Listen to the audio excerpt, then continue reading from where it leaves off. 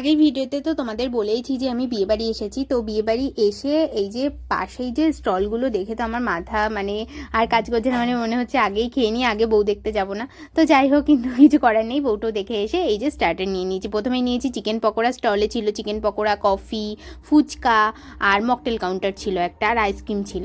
কিন্তু আমি না কফিটা খেতে পারি না বিয়েবাড়িতে গেলে, ভালোবাসি খেতে কিন্তু কফি খেলেই জিভ পুড়ে যায়। বিয়েবাড়িতে কফি খেলে কেন জানি না জিভ পুড়ে যায়। যাই হোক, ওখান থেকে চিকেন পকোড়া খেয়ে এখানে নিচ্ছি একটু ব্লু লোগান।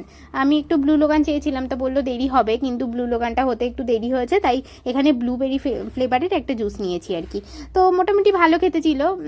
তারপর বাইরে এসে দেখলাম ফুচকার ওখানে তো কোনো স্কোপ নেই, মানে ঢোকার এতটাই ভিড়।